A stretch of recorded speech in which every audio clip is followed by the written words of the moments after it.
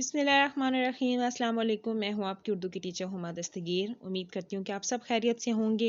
Online classes में आप सबको खुशामदीद। जी ग्रेड 3, आज हम अपना उर्दू का सबक करने जा रहे हैं, वो है रमज़ान और ईद उल फितर। ये सबक मौजूद है आपके उर्दू की दरसी किताब पर, सफ़ा नंबर 110 पर। ठीक है, आपको मैं सबक का तारुफ़ करा देती हूँ। ठीक है, पहले दौरानी में हम क्या करेंगे, तारुफ़ होगा, पढ़ाई होगी और घर का काम होगा। ठीक है जी, ये आप देख रहे हैं जैसे कि आपको सबक के उन्वान से समझ आ रहा है कि ये रमज़ान और ईद उल फितर के बारे में है।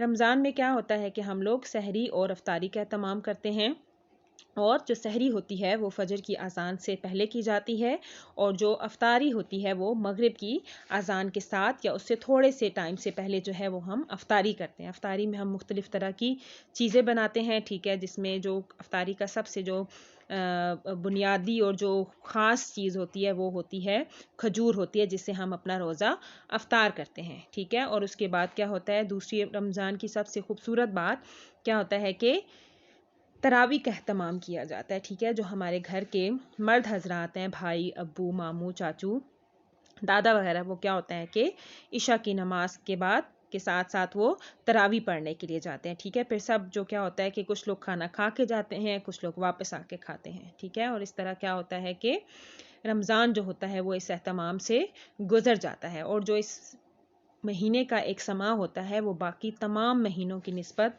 ज़्यादा खूबसूरत होता है। ठीक है, और उसके बाद क्या होता है कि हम चाँद के हिसाब से 29 या 30 रोज़े रखते हैं, और फिर ईद की नमाज़ पढ़ते हैं और आपस में गले मिलते हैं, ईदी मिलते हैं। ठीक है, और बच्चों के लिए सबसे बड़ी और ख़ास बात क्या होती है कि उनको अपने बड़ों से ईदी मिलती है। ठीक है, जो कि सबसे खूबसूरत बात होती है। लड़कियों के लिए क्या ख़ास बात होती है जी, वो रंग बिरंगी कपड़े पहनती हैं, चूड़ियाँ पहनती हैं, हाथों पे मेहंदी जो है वो चाँद रात को लगवाती हैं। ठीक है, ये रमज़ान की और ईद उल फितर की जो है वो खूबसूरत बातें हैं।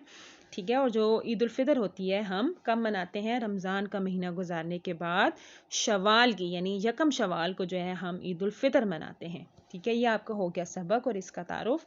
अब आपने सबक की पढ़ाई करनी है, और उसके बाद क्या करना है कि ये देखें, ये एक और चीज़ भी है यहाँ पर।